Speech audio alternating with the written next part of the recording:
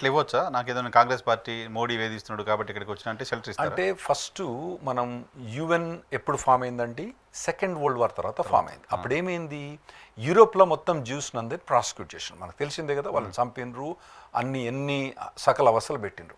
అయితే అప్పుడు వాళ్ళకు ఎక్కడికైనా పోదామంటే ఉన్న కంట్రీ ఏమో పాస్పోర్ట్ ఇవ్వదు, ముందు పోదామంటేనేమో నువ్వు పాస్పోర్ట్ లేనిది వీసా లేనిది అక్కడ రానంటారు. అయితే అప్పుడు వాళ్ళు ఏంటంటే పొలిటికల్ అసైలం కానీ ఇటువంటి వాటి మీద అన్ని సైన్ చేసి గవర్నమెంట్ సైన్ చేసినంటే ఒకవేళ కనుక ఏ కంట్రీ అయితే ప్రాసిక్యూట్ చేస్తుందో మిమ్మల్ని, మీరు ఆ దేశం వదిలిపెట్టి పారిపోతే మీకు పాస్పోర్ట్ లేకున్నా ఇల్లీగల్గా వచ్చినా కూడా మీకు శరణార్థులు అన్నట్టు కదా, వాళ్ళకు మీకు శరణార్థులుగా మీకు ఇవ్వాలని చెప్పి వీళ్ళు యుఎన్లో చేసి చాలా కంట్రీస్ అయినారు.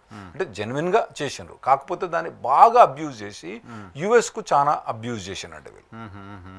అట్లా ఈ అబ్యూజ్ అయిన వాళ్ళు ఈ లిబరల్ గవర్నమెంట్ ఉండే కదా అంతకుముందు, వాళ్ళు పర్లేదులే వస్తానులే ఈఏడి తీసుకుంటానులే సర్లే అనుకోండి.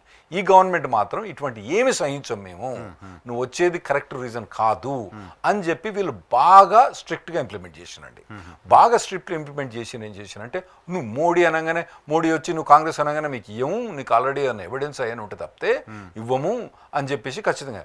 ఖాళిస్తాన్ అయితే అసలు మొత్తం ప్రపంచంలో ఎంత ఫేమస్ ఉందంటే, ఇండియాలో ఎవడు ఖాళిస్తాన్ అడుగుతలేడు, అక్కడనే పోయి అడుగుతాను. ఏం చేస్తానంటే వీళ్ళు అన్ని కంట్రీస్కి పోయి ఖాళిస్తాన్ అని చెప్పేసి మోదీ ఖాళిస్తాన్ ఈ రెండు, మోదీ వచ్చి నన్ను చంపుతాంటూ నేను ఖాళిస్తాన్ జిందాబాద్ అని చెప్పి పోయి పొలిటికల్ అసైలం తీసుకుంటాను. అదొకటి వాళ్ళ ఒక ప్యాటర్న్ అయిపోయింది అన్నట్టు.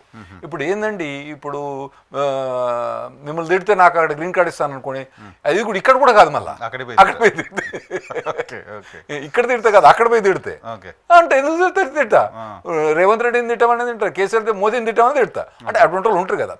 అట్లా వీళ్ళు ఒక లేమ్ ఎక్స్క్యూజ్ చెప్పి, అంటే నేను ఎగ్జాంపుల్ చెప్తాను, లేమ్ ఎక్స్క్యూజ్ చేసి పెట్టేటోళ్ళు ఇప్పుడు ట్రంప్ అడ్మినిస్ట్రేషన్లో ఇటువంటి అన్ని చెల్లయ్యని చెప్పి వాళ్ళని పంపిస్తాడు.